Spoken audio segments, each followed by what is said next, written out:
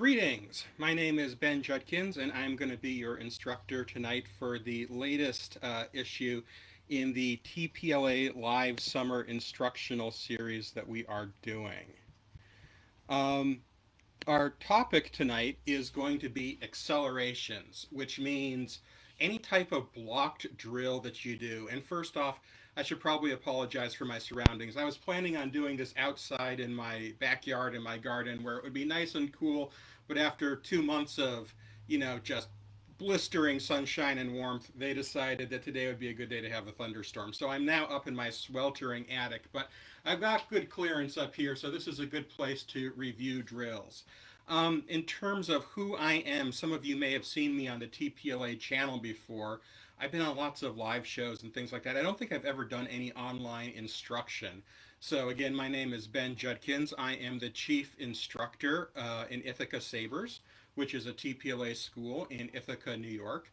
I learned about sabering from Anthony Iglesias, who is the instructor at TGOS up in Syracuse. Great school, great bunch of people if you ever get a chance to get up there. And most recently, I am TPLA's newest minted knight. So that is, I guess, my latest claim to fame. Back before I ever got involved in sabering, though, I'm a martial artist and I like swords, and I've always been interested in the historic use of swords. I actually come out of the Wing Chun Kung Fu system from southern China. And I'm an instructor in Wing Chun Kung Fu. So that's going to inform some of the things that I say tonight and some of the things that I do. Now, accelerations are a huge topic, right? Conceivably, within the realm of accelerations, you could have any type of blocked repetitive drill where you combine stepping and blade work. So this is an immense amount of possible material. So what I'm going to do is I'm going to divide things into the orthodox accelerations. Okay, that's the material where we have actually recorded an instructional video and distributed it on the TPLA main page. And then there's going to be, let's call it, the extended universe of possible accelerations. These are other drills that you could make up, or other drills that you'll see if you come to class at Ithaca Sabers or at the Gathering of Sabers or someplace else. But because we're just starting out on the discussion, we're going to stick with those orthodox accelerations for tonight. Also, I'm going to try to give you some tools for thinking about your accelerations and doing them better. Tonight's going to be kind of a practical class, right? We're actually going to get our sabers out and we're going to try to do things as much as space will permit us to. But I want to give you a list of 10 different items that you should keep track of when you're doing any type of solo practice, but especially accelerations to get the most out of them. Now, because this is a live class, we have a chance to have some kind of interaction back and forth, which is great. But because I'm going to be doing things, I'll probably hold most of that to the end. So if you have a question that comes up, feel free to put the question in the chat. I will get to them at the end of the class, though. I probably won't have a lot of chances. I'm marching back and forth in this sweltering attic to catch what is going on. But yeah, please ask your questions and we can have a good conversation at the end. Now, I mentioned that this is going to be kind of more of an active duty class. So if you don't have your saber right now, you might want to run off and get it, right? Or to get someplace where you have at least a couple of steps that you can take, where you can work. That would probably be helpful. Now, as some people are scampering off to do that, for the rest of us who are still here, we're going to have a little bit of review. All right, I know that there are a lot of people who are coming into TPLA right now. They might not be familiar with all of the vocabulary and the verbiage that we're using, let alone the specific techniques. So before we start the accelerations proper, we're going to look at a couple of things. To begin with, in the orthodox TPLA accelerations, we have 3 exercises. We have an honor sash exercise, we have a sarlacc sweep, and we have something called sun gem, or kind of destroy the weapon. So what does that mean? Honor sash basically looks like this. We're starting with a drop parry. We're going to come all the way around our back. We're going to come to our shoulder. We are going to throw the blade off as we twist. Okay, up, around. That's our honor sash. So the honor sash is cutting a line across the body like this. That's our target there. One more time from a different angle here. Okay. When we do the Sarlacc sweep, if the honor sash was a downward descending cut, the Sarlacc sweep is going to be an upward cut. That's our Sarlacc sweep. All right? So we're going from left to right, from inside to outside, from bottom to top. Okay? Sun gem, which means destroy the weapon. Right? So we're coming straight across horizontally at the level of someone's weapon. We're going to put 3 different energies with each one of those motions, right? So these refer to a quality of the cut. The first one is called a sai for an honor sash. A sai means to come all the way down, right? So I'm coming directly to my hip. A cho is almost like a chop. It's a shorter energy. And I'm going to come directly to my shoulder line and I'm going to stop. Or we're going to have a shim. And a shim is like a flick, right? I'm just trying to cut with the top 2 inches of the sword. It's a little bit bouncy. Okay, so those are the 3 energies. Now, let me see if I can angle my camera down so you can see my feet. Maybe put it down here. We're going to have a couple of different steps. Okay? Yeah, you can see my feet now. The first step is the 3-phase step, where I come together and then I push apart. All right, again, I'm going to do that one more time. The 3-phase step comes together and then I step off from this angle, here, here. Or we have the full step, where, again, I'm just going to step through. I'm just going to step through. From the front angle, it looks like this.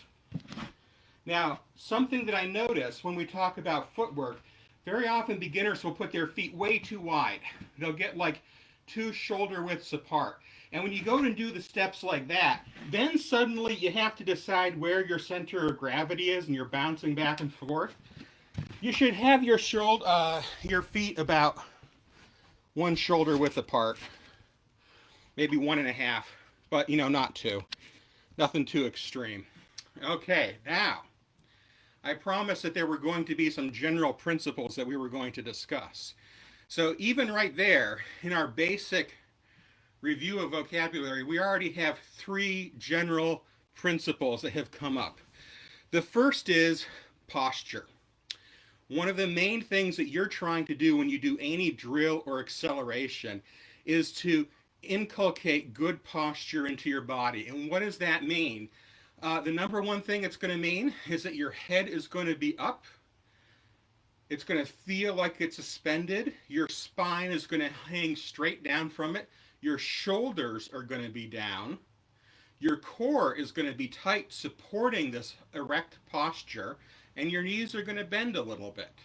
Your toes are going to point in the direction that you're moving or the direction that you're hitting, and your knees are going to line up with your toes. But I want you to focus on your head, because if you get your head right, a lot of the rest of this follows. But what we have a tendency to do is to link our head to what our hands are doing, right? So I see a lot of people look at their hands and they move their head and they look at their sword when they cut, right? Because they're so interested in what their hands are doing, they just kind of follow their hands all the way through. But when I do that, what I effectively have done is I have presented my head to my partner or my opponent saying, here, please chop my head off. Okay? So again, this is not what I want to do, right? This is what I want to do, where my head stays up and I'm looking at my target the entire time. My back is straight, my shoulders are down. When my shoulders come up towards my ear, it means I'm tense. And again, a lot of things are going to start to go wrong in that chain. So as you go through your accelerations, you want to feel what your posture is, right? Your posture needs to be relaxed, but it's also got to be kind of correct and upright. All right, so hopefully by this point, everybody will have grabbed a saber and a workspace, and we're going to get down to it, okay? So I know I don't have the greatest camera angle up here. I can't get as far away from this as I wanted to, But I'm going to start off back here by some nice red Sith robes, okay? And we are going to start going through the accelerations for Sicho with the honor sash. And our first one is the sai.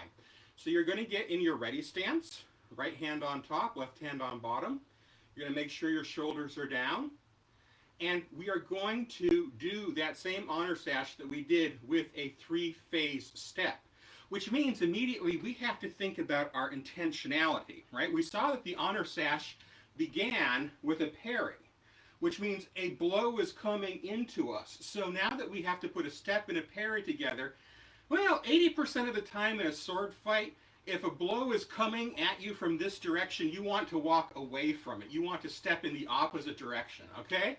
So, as we come in, my feet come together, and then I step off, okay? That's the sai version of an honor strike. Again, I'll just do a couple in a row here. Feet together, cut. Feet together, cut. Feet together, cut. Now, important thing to note about timing of your feet and your blade. One of the most common problems I see with new students is that they kind of get the timing wrong. They will do something like this. They will bring the sword all the way back, and then they'll start their step. Your sword is a weapon, but it's also your shield, right? I don't want to do a movement like that, because at this point, I'm all exposed to be hit, and I'm a coward, right? That's the entire reason I'm going into battle with a weapon. This weapon's going to save my life. And so what I want to do is I want to make sure I am staying behind my weapon for as long as possible. So when my feet come together, this weapon is still in front of me, pointing towards where I think danger is coming from. And then, as I step, I get that tip out as fast as I can, and I extend my elbows and my wrists. I get some action in there for my cut. So, critical principle. Generally speaking, you stay behind your weapon. The blade moves just before the step. Okay? Another critical principle, the entire reason you're using a weapon is to get a bad guy who's far away, right? It's to increase your reach. So we shouldn't fight like Tyrannosaurus Rexes, right? Very often when people get tight, their shoulders come up like this, which means their elbows come in close to their body. What you want is to reach out as far as you can, right? Even point that shoulder towards the thing that you're going to hit. You don't want to do this, however, and be very tightly bound up. You don't have as much range or as much reach, at least with the sai, okay? So now that we've gone over those things, we're going to do the sai 3 more times, all right? Sadly, you can't see my feet. I can't quit quite far enough away from you in this attic so you can see all of me, but do the 3-phase step. I'll kind of talk you through the step. You can see my body, right? So again, feet come together as I come up, cut. I'm going to come all the way down to my hip. Feet come together, cut. Feet come together, cut. Now, this motion is probably the single most important combination that you are going to learn in Sicho. Okay? It allows you to advance into your opponent safely while cutting. And that's what Sicho is all about. So you want to practice this one, right? Make sure that you spend your time on this honor sash sai combination. But there are different energies that we can use. For instance, we can do the same thing with a cho. So again, I'm going to get all the way back here, and I'm going to use exactly the same 3-step combination. Here, maybe I can angle that camera down just a little bit more. Maybe you can see my feet now. Yeah, you can kind of see my feet. Okay. So, same deal. I'm anticipating a blow coming from this way, so I'm blocking. And now, cho is like a chop. So at this point, the action is kind of coming from my shoulder. And I'm just going to come down to the shoulder line on either side of my body. Okay? The timing of the footwork doesn't really change, right? At this point that my feet are together, I'm covered, right? I'm all behind the sword, and then here. Now, this is a little bit different because we're sticking to a line, and it brings up questions of edge control and tip control. So we got to think about what our tip is doing, right? Why is it, let's do it again one more time, when I come to this hip, I want to stick to this line. Okay, well, generally speaking, I want to control the space in front of me. So if I come to my hip, that's good. Let me get directly in front of the camera so you guys can see exactly what's going on, right? That's good. I can be right here. I can even bring the tip in a little bit and point it at my enemy's or my training partner's midline. That's good for a show. What I want to avoid, however, is doing this, right? Where I end up with my hilt kind of parallel to my body and my tip off here pointing out into space. Because this presents my hand and my hilt as a target. And I kind of see this a surprising amount, right? People aren't really concerned with where their tip is. You want your tip to be threatening the other person, right? And try to keep that, you know, it's okay to end a show here, it's okay to end a show here, right? I can end it here, I can end it here, it doesn't matter.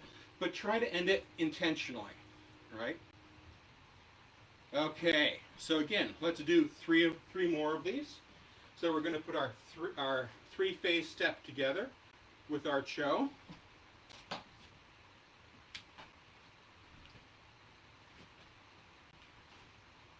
All right.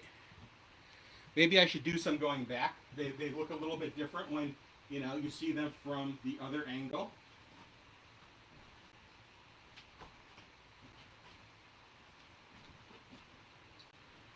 Okay, once again, sorry, chimney's in the way, so we're doing what we can up here. The third energy that we can put with our honor sash is going to be our shim, okay? And again, a shim is a flick, right? It's a flick like this, where I'm trying to cut with the top or bottom 2 inches of my blade. This little bit right here, this is what's doing it with the shim. So with the sai, I am dragging my blade along a target. I'm pushing through that target. With the cho, I'm chopping kind of 1/3 into the blade, into the target like that. With the shim, I'm just flicking with the very tip. And we're going to go back to our three-phase step, exactly like we did. But now, the sword is going to stick right to the midline, right? So let's try that from a slightly different angle. Right? The feet are going to come together, flick. Feet are going to come together, flick. So what are we flicking at here? Again, it's important to kind of have a sense of the intentionality. Very often, these kinds of shims are harassing cuts that are aimed at our opponent's hands, their saber, their arm, right? But beyond that, they help me cover and control my midline, right? So they can kind of keep someone from coming in on me at the same time that I'm just kind of harassing their hands. But I'm controlling space. So they're good. Now, that three-part structure that we just went through, we can actually apply to anything else that we do. Okay, so when we do the sarlacc sweeps, we've got those same 3 parts. When we do the sun gem, we have those same 3 parts. So let's think about how our sarlacc sweep is going to work and look a little bit different now.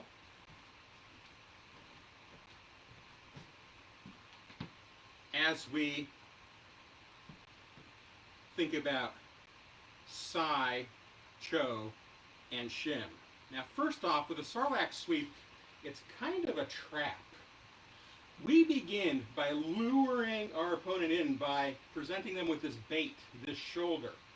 And when they strike, what happens is the front foot steps forward, we go low, and we come up back into a guard, all right? From the other side, same thing happens, right? This is the presented target. The front step is going to step forward. I'm going to go really low, and I'm going to come up. And I am coming up through the body. Let's see, what did we talk about? That's sai talk, right? So that's, again, kind of an upward slice through the body, maybe through the leg. Now, the tricky thing about that motion is that whereas when we were doing our honor sash, our head was kind of level. There wasn't a lot of movement in the level of my head. Now there's a lot of up and down, right? And this, whenever you see up and down like this is a way that force gets generated in martial arts, right? We can use gravity to propel us as we're dropping, or as we fight against gravity, we can generate force with a lift. And that's kind of what's going on, all right? But it's a little less intuitive. And so, again, one of the reasons why you practice this is to build that strength and flexibility as you're going up and down and up and down. The other issue that we have to think about, though, is what this does now to our edge alignment. We were talking about point control before. When I go down and come up like this, that cut isn't really hard. It's kind of intuitive. But on the other side for people, where they come up with the crossed arms, I see beginners having lots of problems with that cut. The main thing that happens, if you can see here, is they end up cutting like this, kind of smacking the back of the hand or the blade up from the back of the hand into a target. Now, to see why that's a problem, let's look at a real sword. Okay, sadly I don't have a Sicho style sword, I only have a Jen with me. But when I cut, obviously that edge has got to lead, right? That edge leads here, that edge leads here. But if I were to smack the flat of my sword into something, it would leverage against my fingers and it would pull the sword away from me. And I don't want to do that, right? So I have got to make sure when I am going down and up that I have fully turned my hand over so the knuckles are up so that I've got a good cut. Now you might say, but why does that matter? Because the entire point of a lightsaber is that it's omnidirectional. It's an infinite cutting edge. And that is true, right? You know, in canon, a lightsaber will mess you up from any angle, right? Burning plasma, always bad. But even if this is an omnidirectional blade, you do not have an omnidirectional arm. And your arm has two bones. It has a radius and an ulna. And your radius and ulna have got to be aligned correctly in order to put force into your strike. Or even, don't think about putting force into your strike, just think about not having your sword knocked out of your hands when you hit something, right? You don't want to be disarmed when you hit something because you slapped into it. And this is the real problem with the Sarlacc sweep, right? How do you make sure that you're cutting that way? In the Chinese martial arts, when they look at the hand like this, they call this bit here, this notch between the finger and the thumb, the tiger's mouth, right? And you got, here's your tiger's mouth on your blade. You want to make sure that your tiger's mouth is pointed towards whatever it is it's going to eat, right? So you go into something teeth first. You don't go into something tail first, okay? Important thing to remember with this particular exercise. Now, also going to be an issue when we look at the Cho version of the Sarlacc sweep. Okay, so again, the footwork is a little different here. Let me get my camera down than what we were doing before.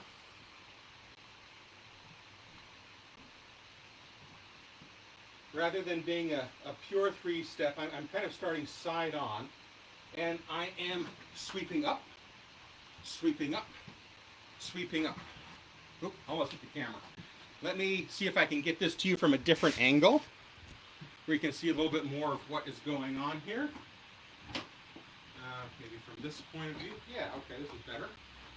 So from here, sweeping up, sweeping up, sweeping up. Okay, now, a couple of things to note about the Cho. suddenly my head isn't going up and down again, right? I'm bending my knees when I go into this stance, and my knees stay bent the entire time, so my head stays relatively level.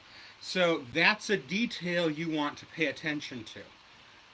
I often think too, with the Cho, of my shoulders as putting out lines or frames, and my weapon stays within the frame of my shoulders, or I should say that differently. The hilt stays within the frame of the shoulders.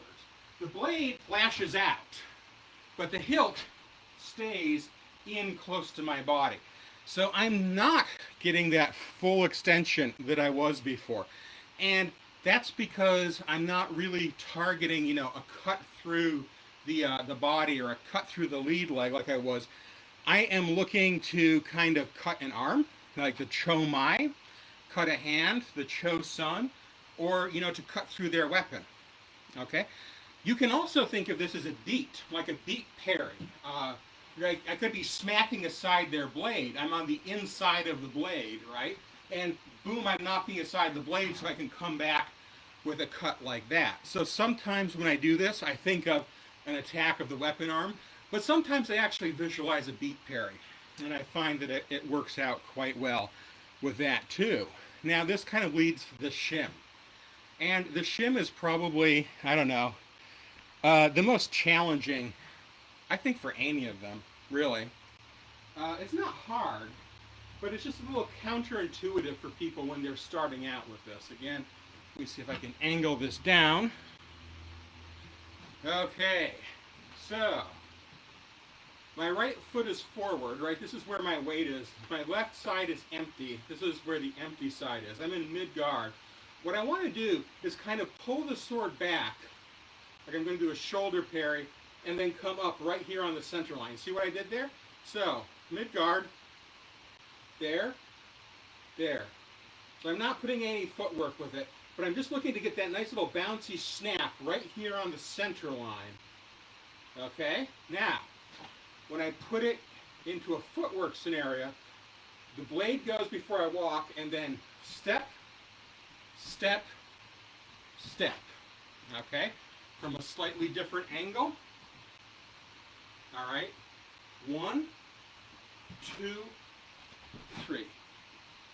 Again, try this one here. The first cut is going to happen before any steps happen. 1, 2, 3. Now, geometry is kind of important here. If you think about the shape that your shim is making, it's kind of creating a triangle. It's like the prow of a boat. The prow of a boat made out of burning plasma, right?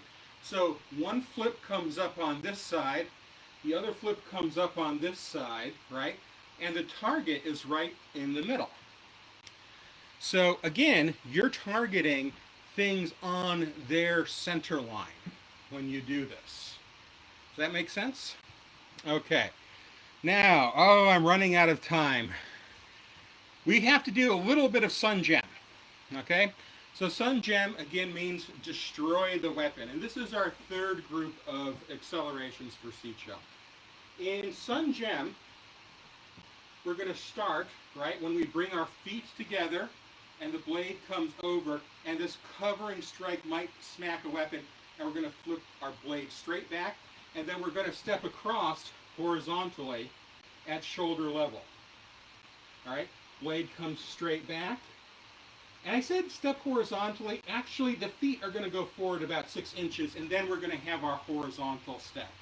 Let me see if I can get the camera down a little bit more to kind of capture the footwork, because it's a little tricky here.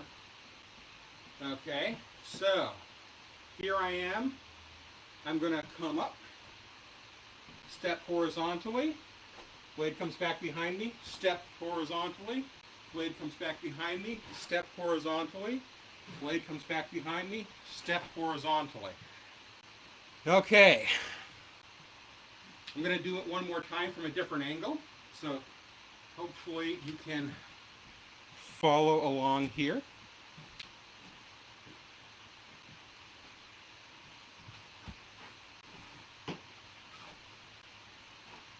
Again, I'm advancing with every step, but only 3 to 6 inches. Probably 80% of my step is moving laterally. 20% of it is moving forward, right? Now, what are you doing with this big lateral step? There are two things. One thing is I am putting force into the blades to cut through my target. Okay, now we're not going to put a lot of force into this, right? We're going to just think about how our body mechanics are helping us. We're not really going to like bear down on it or anything. The other thing I'm doing is I'm moving my target off the center line, okay? And that becomes more evident when you look at the two next variants of it, right? The Cho and the Shim. And they're kind of pretty similar to each other. There's sort of a difference in timing and intent. But with the Cho, okay, I'm going to step up to the shoulder line, over to the shoulder line. So notice I'm not doing that three-phase step anymore. I'm back to kind of a full step. And what I'm doing at this point is I am kind of attacking their head and their weapon arm at the same time that I am protecting my head and my weapon arm. You can see my feet or you can see my blade. I'm having a hard time showing you both. Okay, once again, this is our Cho. You see it has a very distinct stochastic rhythm to it. If I take that stochastic rhythm and I begin to break it down and I put a little bit more of a zigzag into it,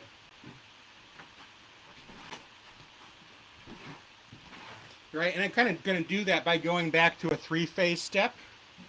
Again, this is how I'm going to turn my Cho into a Shim. Okay? Now, what my blade is doing is actually not radically different in those two different scenarios. It's a little bit more whippy in the second one, but fundamentally in both of these scenarios, I'm just kind of taking it to the shoulder line and stopping, right? What's different is the timing of the movement, okay? And the intentionality of the movement. I am really moving to get my target off the center line, right? And so when we do our accelerations, we have to think not just about the not just about the technique and the posture and, you know, the biomechanics of it, but we also have to kind of think a little bit about the intentionality of what we're doing, right? And the timing that it would take to make that work correctly. Oh, Chad is telling me it's okay if I go over time. Thank you, Chad. Yeah, I think I am going to go over time a little bit. We have now been through, like, you know, the basic physical material that we got through. But I want to talk, now that you have seen the accelerations, a little bit more about them. I like accelerations, I think, because I'm a simple person, and they're not complicated ever, and you know, we could all benefit from going back and looking at basic things. But we too often gloss over accelerations. They actually have a really critical role in the TPLA system, right? For any one of our pillars, our basic forms, right? We start off with the formula. You know, the formula is like your alphabet. It is the basic letters, the basic concepts and movements that you need. Then with the accelerations, what we're doing is we're making the smallest possible words out of those movements, right? We're beginning to combine things together in a way that is, it conveys an idea to the people that are watching us or to our training partners or even to ourselves, okay? Accelerations are going to occur with every form that you study. So Sicho has its own accelerations. Makashi has its own accelerations. There's one called Sundog that is great. Suresu has accelerations that I hate with a deep passion. To this day, I can't stand them because they make me so motion sick I want to die. Ataru has accelerations that are actually a lot of fun. As much as I hate Suresu's accelerations, I love Ataru's accelerations. But the accelerations are really the place at which you have an opportunity to begin to think about these movements and actually perfect them and polish them and understand how they're supposed to feel. And that is critical that you do that before you go on and try to learn the dulons, before you try to learn the forms. Because if you try to have a big long sentence, right? Like a dulon is like, is like saying an entire paragraph, right? But if you don't really know your ABCs, or you're not sure how to spell your basic words, you're going to have problems when you go to, to recite that paragraph. And we see this very often. And the issue is that when those issues with posture or edge alignment or tip control come up, they're easy to correct at the stage of acceleration, but they're a lot harder to correct once it's become a habit, right? And once you are doing things incorrectly in the dulon, it's kind of harder to go back and to undo that. Now, that doesn't mean you aren't going to make mistakes in your dulon, or that it's bad to make mistakes. I don't want to say that at all. We all make tons of mistakes, and we're all correcting things all the time, right? But the process of learning is going to be easier if you actually think about and put some time into the accelerations up front. Now, if you are in a class, right, if you're in Michigan, if you're coming to Ithaca Sabers, if you're going to TGOS, this is kind of easy because we can make you do accelerations at the beginning of class, or we can have you do two-man drills, which are, kind of like, again, moving accelerations. They're a little more complicated, but you get a lot of the same basic movement training. But if you're studying on your own, you got to have some self-control and discipline, and actually make that commitment to put these things in yourself. So what role should accelerations play in your warm-up? Wow. I now have the sun coming through the window. I'm really sorry about that, guys. It's sunset here in Western New York. Let me see if I can get that out of the way. Okay, so what role should accelerations play? I say that you should do them every day, or at least every day you're practicing. If you have a lot to do, accelerations can be a good warm-up before you do anything else. You want to get your joints moving. You want to get some fluid in them. A quick run-through of the accelerations of whatever form it is that you're learning, whether it's Sicho or Makashi or Suresu, those, God help you, those terrible Suresu ones. It's a good way to get warmed up. For beginners should plan on spending a lot of time on accelerations, maybe 10 minutes at a time as you're starting to practice. Okay?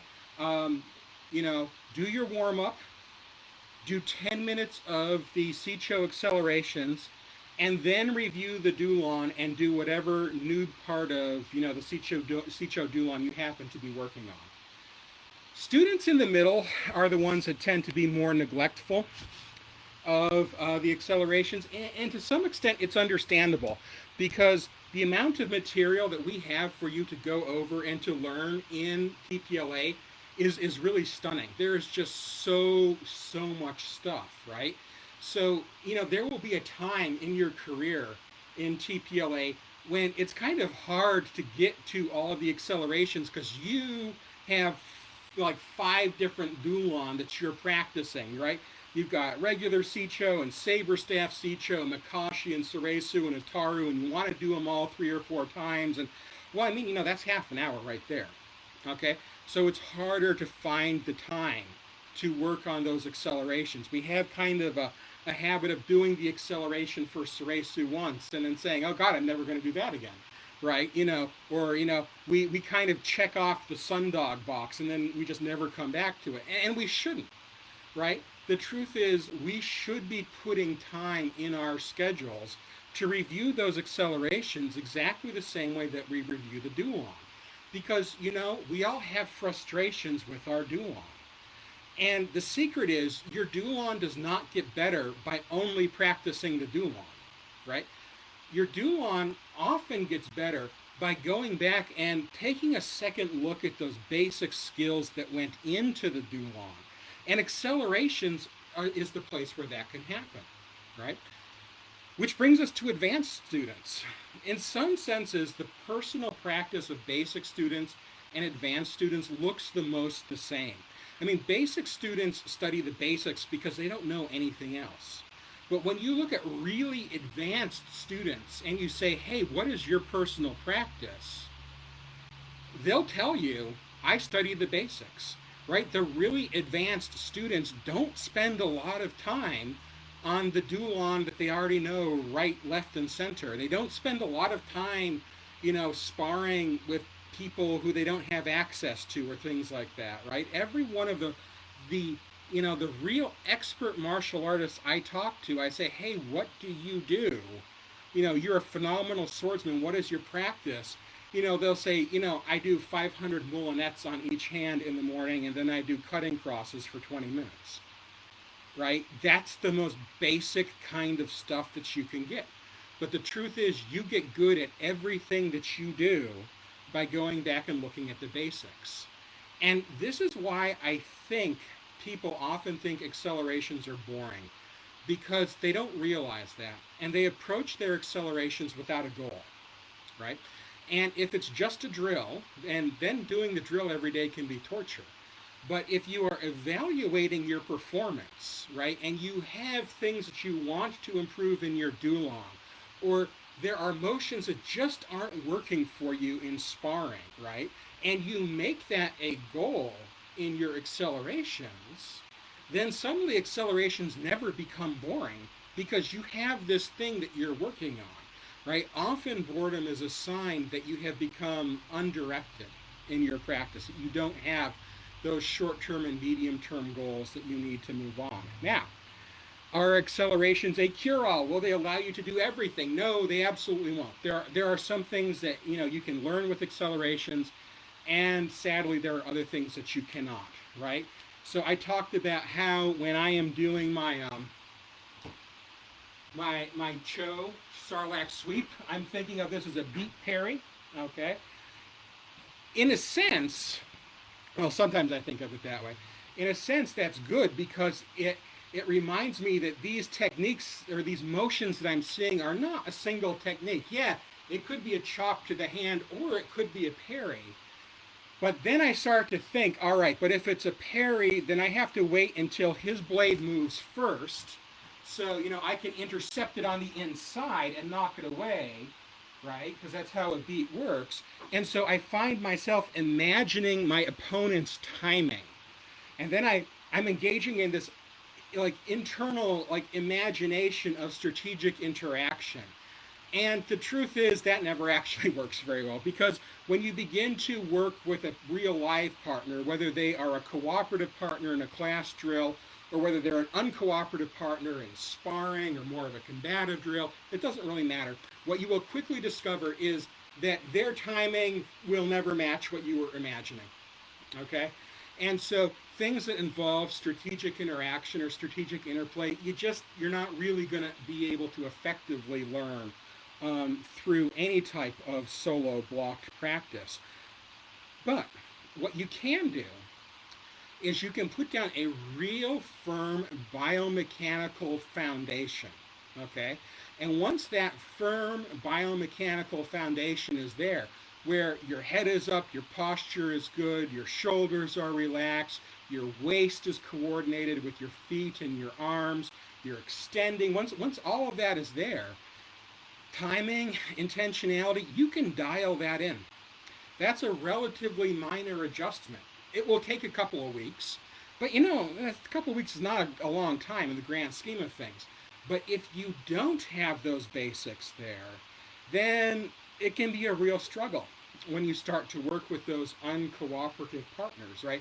And it can take a lot more than a couple of weeks to go back and to repair what has been going on.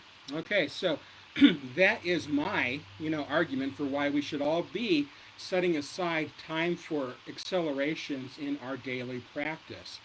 So let me go through now and start to see if there are any questions that I can answer for you guys.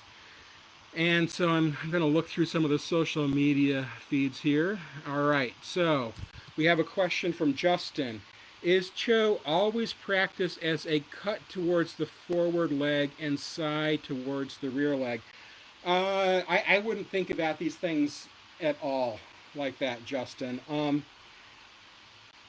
You can be imagining so many different scenarios. I wouldn't artificially lock myself in. Like I said, if we're talking about the Sarlacc sweep, when I think of Sai, I actually often think of cutting the body, right? kind of a diagonal cut up through the aorta, up through the groin, that area there. When I think of Cho, yeah, it can be, that chop to the weapon arm, but it can also be a knocking the blade out of the way. So I would actually kind of focus on making the movement good, right? Making sure your movement is dialed in. And then I would kind of interrogate myself about what are the ranges of things that I can do with this. Right? Very often, every one of these things that looks like an offensive movement can also be used as a defensive movement if the timing is right, or vice versa. So I wouldn't necessarily commit to a hard, fast target for anything. I would have some targets when I practice just so I have some intentionality, but I would rotate them around, right? When I'm doing my honor sash, right, sometimes I'm imagining a cut to the neck, to the shoulder area. Sometimes I'm actually doing exactly the same cut and imagining I'm coming down on an extended weapon arm, right? So, we can all have a rich internal life that way, I guess. Okay, let me check some other feeds and see if I have any other questions here. Sarlacc Cho move, do back rider to do back rider. Yeah. Yeah, sorry, I couldn't really see my legs. That's what was going on. Let's check with Learners in Exile, see if we've got anything going on in there.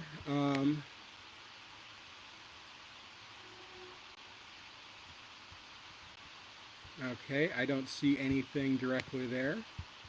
So I have now gone overtime, and I apologize about that, keeping you guys away from your dinner or whatever.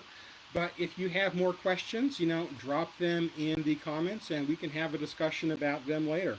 If not, have a good evening, everybody, and I will see you again next week. Hopefully I can be outside where it's cool as opposed to in this really, really hot attic. And we're going to be talking about using PELs, either post PELs or hanging PELs, kind of using devices in our training and our drilling. But, see you then. Bye.